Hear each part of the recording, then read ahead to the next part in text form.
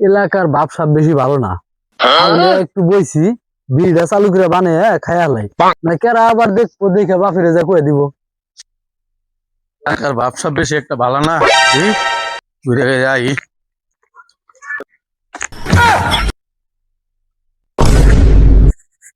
এই, তুই নাকি রস তোর বাপের ফোনটা দিল খেলা।